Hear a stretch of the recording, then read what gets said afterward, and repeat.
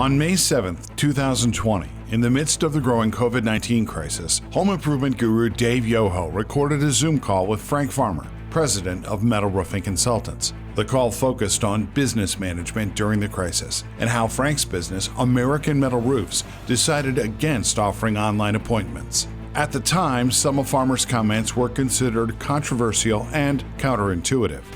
2 months later, the results are in. Farmer's company, American Metal Roofs, located in Michigan, one of the most tightly locked down states in the country, has just come off 2 goal-shattering million-dollar months in a row. June set an all-time company sales record at $1.2 million. Where is your business at today? Here's the exchange between Dave Yoho and Frank Farmer from May 7th. I'm going to introduce an old friend, a business associate for many years, Frank Farmer, who is the founder and president of American Metal Roofs and Metal Roofing Consultant. His reputation as a business innovator and problem solver has made him a recognized authority throughout the home improvement industry. Let me involve you with a couple of crucial points. His average contract is $43,000. He solely is in the metal re-roofing business. I am going to start out by asking him a question. We have heard so much during this period, Frank. Many people have tried virtual marketing and virtual selling. Throwing that in your lap. What is your opinion about what you've just heard, oh wise one? I think I'm countercurrent to where a lot of people are. It is my opinion that companies are approaching this, quite honestly, very wrong. I talk with a lot of companies and have fielded a lot of calls from people who are out there and they're desperate. And I'm finding that many companies are in a survival mode, and they're really missing the opportunities that they have in front of them to catapult their business. In talking to them, I hear things like, I'm going to run the biggest promotion I've ever run. We're cutting our prices. We're preparing to cut our overhead. We're cutting everything so we can reduce our costs, so we can stay in business. And I think they're really wrong. Decreasing price is not the answer. When we seen that this was coronavirus was coming on, we took the opposite approach. As a matter of fact, immediately sent out a notice that we would be increasing our prices effective April 1st, and we increased the prices 3.5%. We knew we were going to need that. We knew that we had a unique selling proposition that we could grab that margin while everybody else was trying to cut price. We weren't going to compete on price at all. And I'm seeing companies get distracted, almost derailed.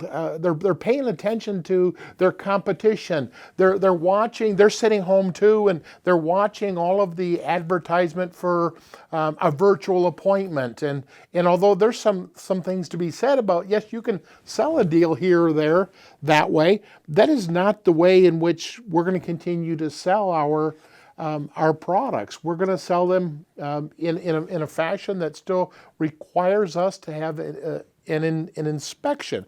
But these companies are getting distracted and they're getting thrown off their game. It's like it's almost like they're trying to reinvent this business on a fly. And what they need to realize is that we all have exactly the same circumstances to deal with.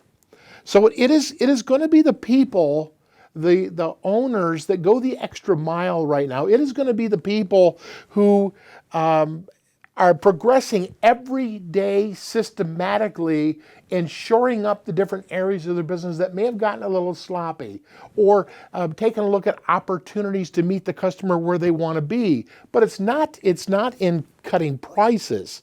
I believe that people need to progress every day and have action and start with a list, because I'm getting the feeling that so many of them are just paralyzed by what they see going on, and they're going to go with the flow.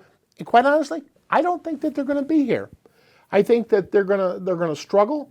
They're not going to reinvent themselves. I've heard some crazy things about changing their sales process, and they're going to turn it over to the sales guys because they know what's best. And that's going to be disastrous. I would say this, every day, companies need to find a way to grow an inch. And I say grow an inch in knowledge, find a way to be more authoritative, maybe grow an inch on being more of the solution for the customer, but growing in uniqueness is what's really, really going to make them stand out from their competitors. Okay, they really need to learn a system that they can continue to perfect, that they can take it to the homeowner and put that homeowner on guard. And I'll give you an example. When I talk about being authoritative, as you mentioned in my bio, graciously you talked about systems to analyze the home's health. I think that is so important. You see, this customer has sat home and they've watched TV for 5-6 weeks, and they've watched their smartphones, and they've been on the internet, and they're doing their research, and quite honestly, they're reading a bunch of crap. They're seeing a bunch of stuff that doesn't really matter and should not even take place in their decision of purchasing a product. And people are going to be out there buying products blindly. So they're going to get hurt. Well, we're going to go counterculture to that. And by counterculture, I mean help them understand that that's not the way in which they should do business, how they're going to get hurt. And what that does is, because we're flowing upstream and not with everybody else, we will get noticed. Instead of saying we're going to do virtual appointments, we're going to tell them about the dangers of doing a virtual appointment and some of the things that can hurt them. Because quite honestly, I need to take a customer from that mindset that they have, that they think they know what they have, and just blow that up. Meaning blow it up by maybe asking questions in our business, such as, so what is the criteria that you intend to use to choose a quality metal roof? And the customers stumble around, they'll talk a little bit about price, and they'll talk a little about this, a little bit about that, and it'll come down to color or a style. And we just look at them, or the customer will say, well, I'm not real sure. And we help them understand there's at least a dozen things that they need to know. And if they don't know that, they're going to get their eyes ripped right out of their head. So when the customer hears that, all of a sudden, they doubt themselves and they won't go that route. And it gives us an opportunity then to share with them what they should do and go back into our consultative approach. So my opinion is they're going about it all wrong by cutting prices, and they shouldn't do that. Well, Frank, so well said. We really get the emotion. I want to ask you a question, though, because you work on the theory of inspection first, pricing much later. And it's unique in the way you've applied it. Give me about a minute or two on the inspection format and why it has been so important in building your business. First of all, we can do that, and I think we can all really benefit from this.